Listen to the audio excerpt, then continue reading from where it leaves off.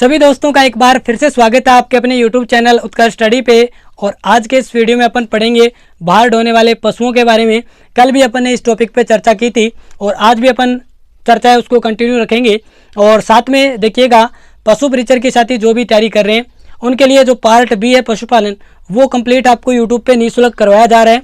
और उसकी क्लासें वो अनवरत बेंच के नाम से चल रही है। तो अनवरत बेंच के नाम से प्लेलिस्ट आपको मिल जाएगी। तो जितनी भी क्लासें अनवरत बेंच में अभी तक हुई है वो आप उस प्लेलिस्ट में जाके देख सकते हैं। तो कल अपन ने बाहर ढोने वाले पशुओं के बारे में चर्चा की थी और अपन ने बाहर ढोने वाले व बोझा ढोने वाले पशुओं के प्रति क्रूरता निवारण नियम 1965 देखा था और उसमें अपन ने बहुत सारी चर्चाएं की थी। उसमें मैंने आपको उस नियम का रूल नंबर 6 पढ़ाया था, जिसमें मैंने 6 फर्स्ट में आपको पढ़ाया था कि अधिकतम 9 घंटे तक आप कार्य करवा सकते हैं एक पशु से एक दिन में। उससे ज़्यादा करवाएंगे तो वो पशु के प्रति क्रूरता होगी। 6.2 में मैंने आपको पढ़ाया था कि लगातार 5 घंटे तक पशु से कार्य नहीं करवा सकते। तीसरा रूल जो कि महत्वपूर्ण था, तीसरा रूल अपन ने पढ़ा था कि जिन क्षेत्रों में तापमान 37 डिग्री सेल्सियस या 99 डिग्री फ़ारेनहाइट है वहाँ पे आप बोझा ढोने वाले या बाहर ढोने वाले पशु से 12 से लेके 3 बजे तक दोपहर के कार्य नहीं करवा सकते। तो ये अपन ने पढ़ लिया था और मैंने कल आपको बताया था कि इसी रूल का इस्तेमाल करते हुए वो बात पूरी नहीं हुई थी। तो 6 जो 3 है यानी जो 1965 का रूल है, इस 1965 के रूल में 6 नंबर रूल है, इसका सब रूल 3 यानी 6 नंबर रूल है, इसका सब रूल है उपनियम है 3।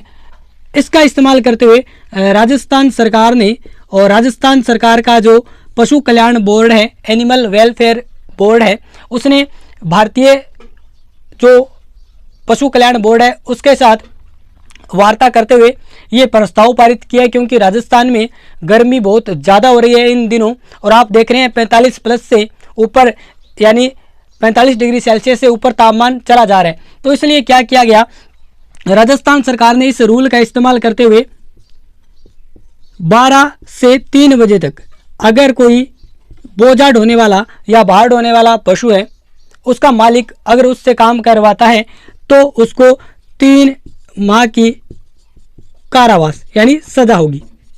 तो देखिएगा मैंने आपको कल ये रूल पढ़ाया था, इस रूल में सजा का कोई उल्लेख नहीं है, लेकिन जितनी भी हमारे भारत में राज्य सरकारें हैं वो इस रूल का इस्तेमाल करते हुए अपने अनुसार कानून बना सकती है और सजा वो अपने अनुसार या जुर्माना वगैरह रख सकती है। तो अपन बात करें कि राजस्थान सरकार ने हाल ही में 6 मई 2023 को ये रूल बनाया है, यानी इस रूल का इस्तेमाल करते हुए ये कानून बनाया है कि अगर कोई राजस्थान में 12 से 3 बजे तक कोई भी पशु का मालिक जो बाहर ढोने वाले पशु को पालता है अगर उससे काम करवाता है तो उसको 3 माह का कारावास है। तो ये कब है, 6 मई 2023 को ये राजस्थान सरकार के द्वारा ये कानून बनाया गया है। तो इसको याद रखेंगे। अब देखिएगा ये तो स्क्रीनशॉट ले लेना और आपको समझ में भी आ गई होगी बात। अब देखिएगा इस रूल के बारे में कुछ और महत्वपूर्ण बातें रह जाती है। जैसे इस रूल में बताया गया है कि छोटा बैल या भैंसा कौन सा होगा, मध्यम बैल या भैंसा कौन सा होगा, या फिर बड़ा बैल या भैंसा कौन सा होगा। तो देखिएगा यहाँ पे एक सारणी बना रहा हूँ आपके सामने, जिसमें एक तो है छोटा बैल या भैंसा, ठीक है, जगह आप जोटो बोला। इसके अलावा मध्यम बैल या भैंसा, इसके अलावा एक है बड़ा बैल या भैंसा। अब देखिएगा इसमें बताया गया है कि ऐसा बैल या भैंसा जिसका वजन है वो 350 kg से अधिक है वो कहलाएगा बड़ा बैल या बड़ा भैंसा। इसके बाद में देखिएगा छोटा बैल कहलाएगा जिसका वजन 250 kg से कम है, ठीक है, यानी 250 kg से कम अगर किसी बैल या भैंसे का वजन है तो वो छोटा बैल या भैंसा कहलाएगा। और ऐसा बैल या भैंसा जिसका वजन 250 से लेके 350 kg के मध्य है ये कहलाएगा मध्यम बैल या भैंसा। अब देखिएगा ये जितने भी छोटे बड़े और मध्यम बैल या भैंसे हैं इनकी कार्य क्षमता भी है, यानी ये अधिकतम कितना वजन उठा सकते हैं, यानी अपने पीछे गाड़ी के माध्यम से कितना वजन खींच सकते हैं। तो अधिकतम याद रख लेना, अगर एकदम टायर अच्छे तरीके से वॉल बियरिंग वगैरह यानी गेंद वगैरह आपने बोला नहीं गोली, वे सारी अगर टायर में डाली हुई है तो एक छोटो बेल है वो अधिकतम 1000 किलोग्राम वजन है वो खींच सकते हैं, यानी वजन खींच सकते हैं। ठीक है, एकदम अच्छा टायर है तो एक छोटा बेल या भैंसा है वो अधिकतम 1000 किलो वजन है वो खींच सकता है। इसका मतलब क्या हुआ कि 10 क्विंटल। इसके बाद में मध्यम बेल या भैंसा है तो वो 1400 किलोग्राम। आपको बताइए 1 क्विंटल में 100 केजी होते हैं, तो यहाँ पे 1400 केजी का मतलब हो गया 14 क्विंटल। इसके अलावा बड़ा बेल या भैंसा है ये 1800 केजी। तो ये भी याद रख लेना कि छोटा बेल, मध्यम बेल या फिर बड़ा बेल अधिकतम कितना वजन है वो खींच सकता है। तो आप देख सकते हैं छोटा बेल या भैंसा है वो 1000 केजी, मध्यम बेल व भैंसा 1400 केजी और बड़ा बेल या भैंसा 1800 केजी। ठीक है, इतना वजन खींच सकते हैं। अब देखिएगा साथ में आप ये स्क्रीनशॉट वगैरह या आप नोटबुक में नोट कर रहे हैं तो लिखते जाइएगा। और देखिएगा कई बार क्या होता है कि नया नया मैं आपको पढ़ा रहा हूँ तो कई बार शब्द है ना वो इधर उधर हो जाते हैं और कई बार जबान पे ज़्यादा आते नहीं हैं।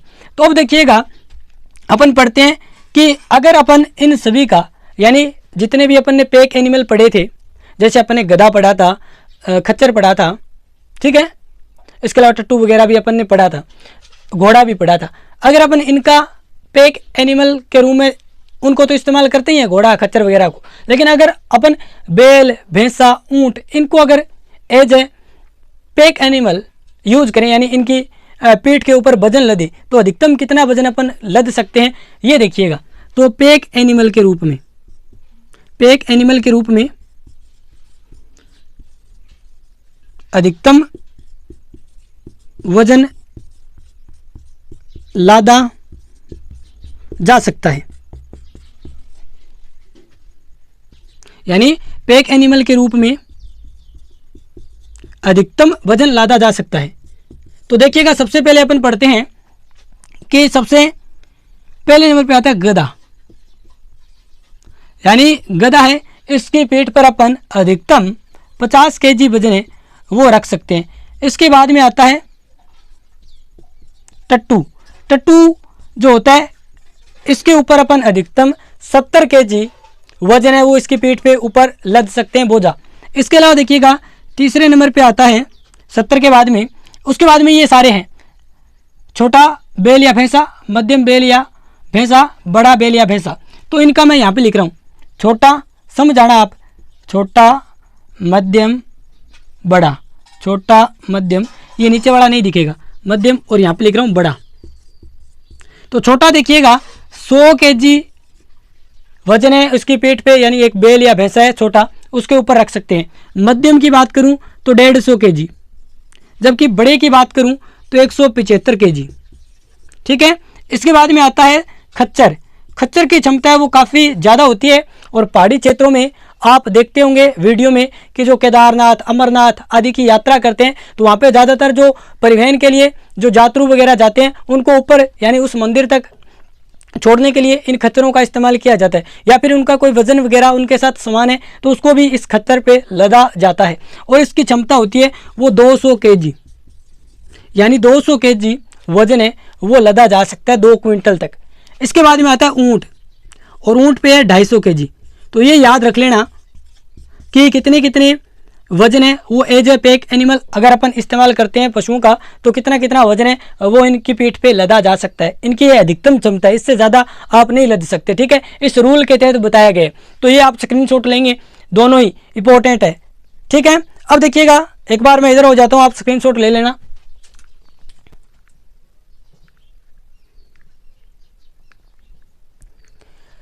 तो आपने स्क्रीनशॉट ले लिया होगा। अब देखिएगा ये मैं मिटो रहा हूँ।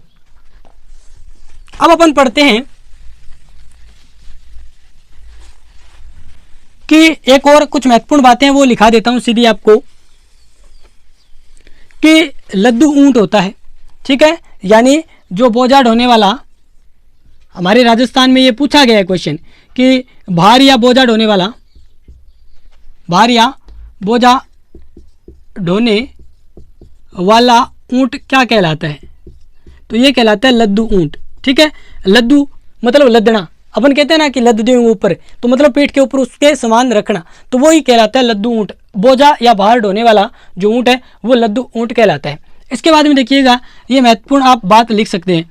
उसके बाद में देखिएगा, मैं थोड़ी सी जनगणना की तरफ आऊँगा, उसमें आपको महत्वपूर्ण 2-3 बातें बता देता हूँ।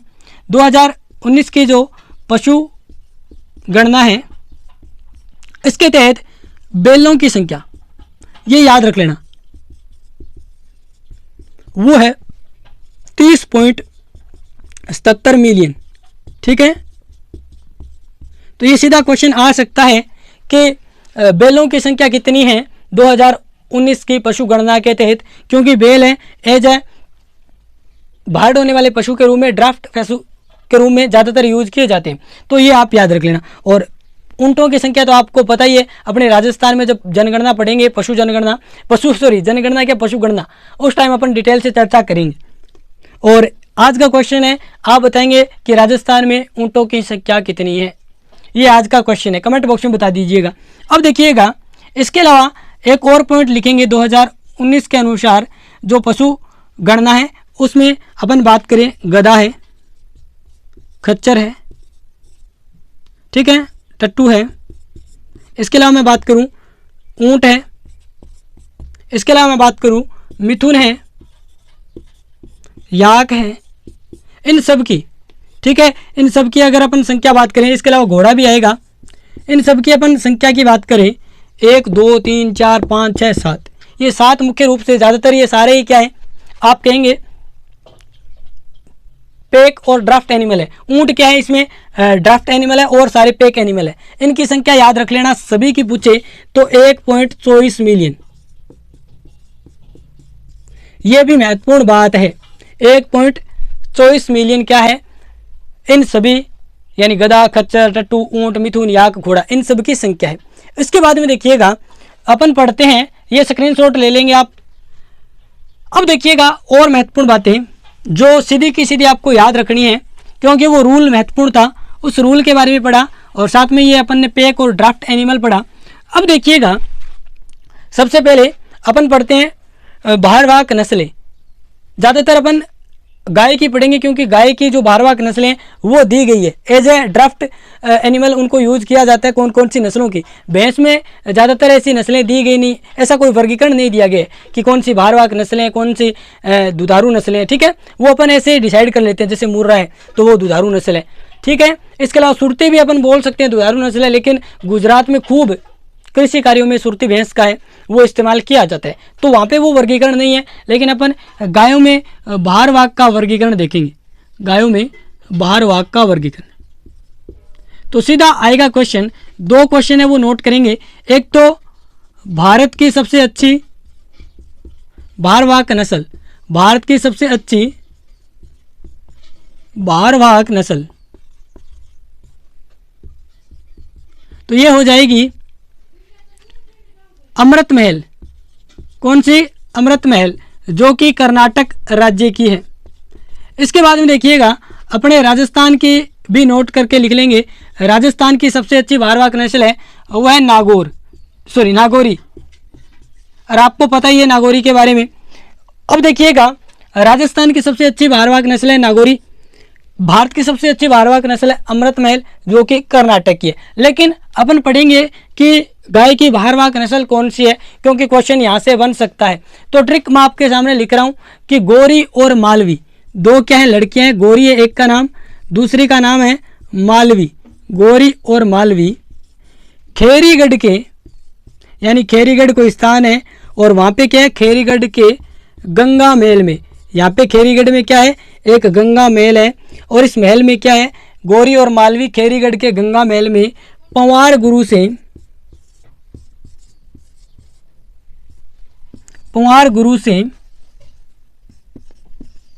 गंगा महल में पंवार गुरु से कत्था लेकर बच्चों को खिला रही है,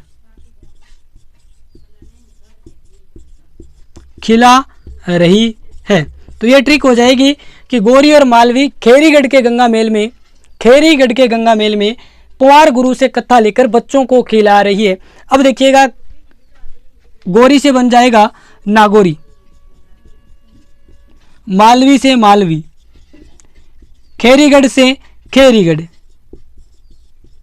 ठीक है।